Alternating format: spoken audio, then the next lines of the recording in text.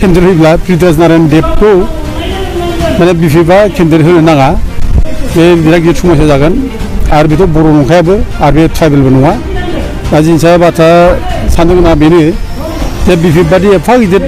माने राजनिति हान्जानि माने एमपि केन्डिडेटनि फाइनेल लिस्टआव बे फैदों बे सोमोनांथाव जादों बे फैनो नाङामोन माबे केपासिटिजों बे बिसिम सफैखो जों बेखौ बुजिनो हायाखै अबयसे राजनिति दलफ्रा गावबागाव केन्डिडेटखौ गावबागाव सायख'यो सोर केन्डिडेट जागोन सोर केन्डिडेट दरखास्त बयबो होनो हायो बयबो होगोन खिन्थु बिदि होननानै जे माबाया मा होनो पृथ्वीराज नारायण देबआ जे बे केन्डिडेटनि एप्लाइ खालामगोन बे आसुरित जादों बेखौ बे खालामनो नाङामोन आरो जाय पृथ्वीराज नारायण देबआ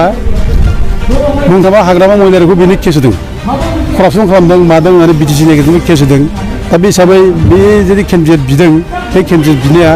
जथेस्थ' बिपिएफ हान्जानि जानाय कर्मिफोर बिसोरनि गोसोखौ हयथ' गाज्रि मोनहोदों गोसोआव मोनसे माने गोसो बायनाय लाबोदों आरो बेल' नङा जाय मानसिफ्रा बिपिएफ हान्जानि बाहेरायाव थानाय मानसिफोर दङ बर'फोर एन्टायर बर'फोर गुबुन गुबुन दलनि मानसिफोर बे गुबुन दलनि मानसिफ्राबो दुखु मोनदों बेबायदि सासे मानसिया बोरैहाय जाय ट्राइबेल नङा बे ट्राइबेल नङि मानसिया बोरैहाय माने मोनसे एफा गिदिर राजनिति दलनि केन्डिडेट माने फाइनेल लिस्टआव फैनो हायो बेखौ दुखु मोनदों जोंबो दुखु मोनदों आंबो पार्सनेलि आंबो दुखु मोनदों जों दुखुबो मोननायखौ फोरमायो दा जोङो दा नैबे माबायाव ट्राइबेल सार्टिफिकेट होनाय केसावबो जों दा नुनो मोनदों नबसरनिया जेबो गाव इलेक्सन गेलेगोन आंखौ जेबो खालामनो हाया बे बाथ्राखौ बुंबाय थानायखौ जों नुदों खिन्थु बे बुंनाया ओरैनो बुंनाय बे गावखौ गावनि माने लाजिनायखौ फांथेनो थाखाय दोनखोमानो थाखाय बे बाथ्राखौ बुंदों माने बे सापर्टारखौ एसे गावनि भटारफोर गावनि सापर्टार दं फिनसेबाव एसे मन'बल लाबोनांगोन बिहा बे हिसाबै बुंदों खिन्थु बेथ' गेलेनो हाला बे गेलेनो हाला बे फाइनाल जाबाय बे जिखि बुङा बे गेलेनो हाला दा इलेक्सन गेलेनायाथ' बाद हो बे गावखौ बोरै गावनि पानिशमेन्टनिफ्राय बारग'नो हायो दा बेखौसो सिन्था खालामनांगौ दा नबसरनिया जे इलेक्सन गेलेनो हाला बिनि प्रमानाथ' जावले जावले जों बुंनाय जाबाय जे बिनि सार्टिफिकेटखौ केन्सेल खालामनाय जाबाय आरो लोगोसे 2023नि 28 फेब्रुवारियाव हाइकर्टआ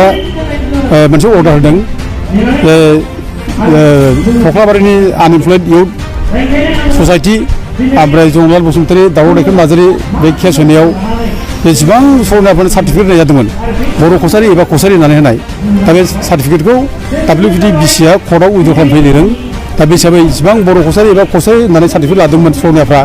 बे गासिबो इनभेलिड जाबाय बे सोलिलिया बेखौ बाहायनो हालिया बे हिसाबैनो नबसरनि जानाय सार्टिफिकेट बे इनभेलिड जाखाबाय बेजों गेलेनो हाखाला बे आरो बेल' नङा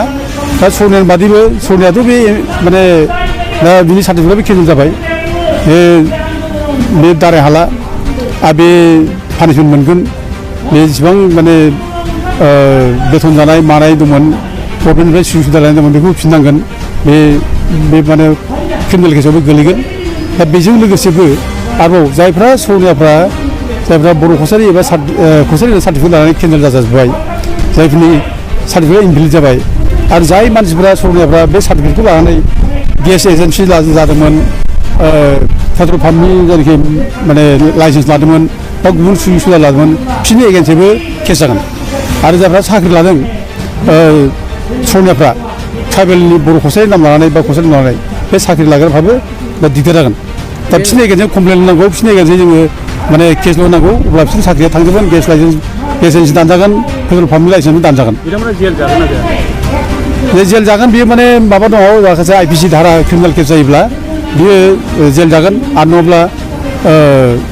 माबा नांगोन बियो बिनि जेसेबां बेथन जानाय मानाय बेखौ रिकभारि खालामनानै होनांगोन दा बेखौ केसल' दंखायो माद्रि पार्टिनि माने जोंनि केस ल' सुप्रिम कर्टनि अर्डार बे अर्डारबो दंखायो ओमफ्राय दस्रा केस ल'बो दङ दा बे हिसाबै बे बारग'नायनि राहा बेहा गैया बे जों नबसरनियाखौ माने फेजेननो हाबाय बेखौ जोङो MP माने कन्टेस्ट खालामनो माने नागिरनायनिफ्राय जों बादा होनो हाबाय बे कन्टेस्ट खालामनो मोनलिया बे रोखा जाबाय दा खिन्थु जोंनि गेजेराव आरोबाव नैबे पृथ्वीराज नारायण मोनबादि मोनसे फैयोब्ला आरो गिदिर मोनसे माने नबसरनिया बादि प्रब्लेमा जोंनाव फैबावगोन आरो जों गोबाव जुजिबावनांगोन जाहाथे बे स्टेजसिम फैया जों बेखौ नायनांगोन आरो जोंबो जथेस्थ' जोंबो गोख्रै दं दाबो जों बे रोखोम लेभेलसिम जों फैहोआ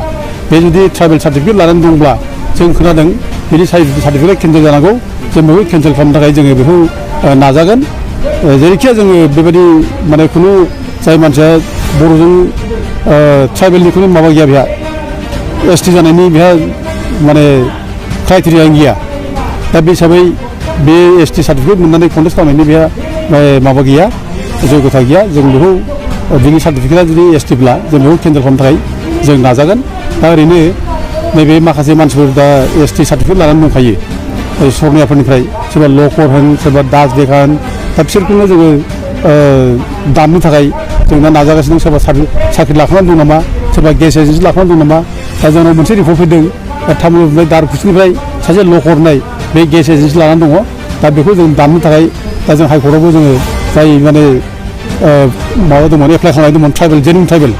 जाय मोनाखै दा बे चेलेन्ज खालामदों दा बे चेलेन्ज खालामनाय हिसाबै जों बेखौ मदद खालामदों मदद खालामनानै दा बे हाइकर्टआव थांबाय बियो दा बेखौ दानहोनांगौ जों बे दाननायनि थाखाय जों जेसेबां हायो जों बेखौ मदद खालामगोन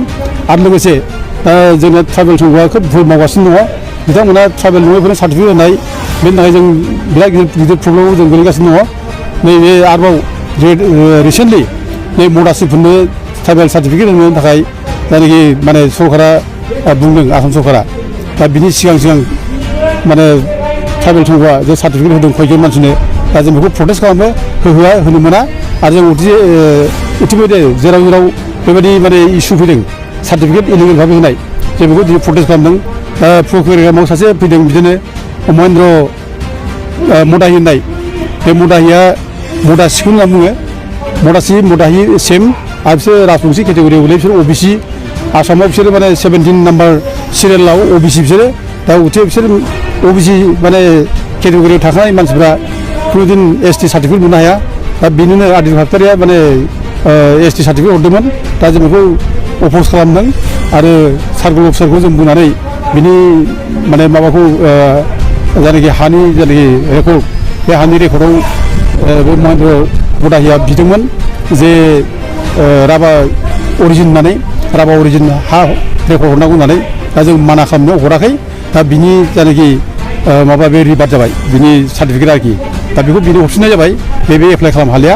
दा जों बेखौनो खावलायनो लुबैयो ट्राइबेल संघआ जाहाथे बे रोखोम नङै मानसिनो ट्राइबेल सार्टिफिकेट होलाबाया जों बेखौ खावलायो ओरैनो जोंहा बिराद गिदिर प्रब्लेम जाबाय आरो जों जाहाथे गोदानै आरोबाव प्रब्लेम जाहाथे जाबावा जों बेखौ ट्राइबेल संघखौ खावलायहरो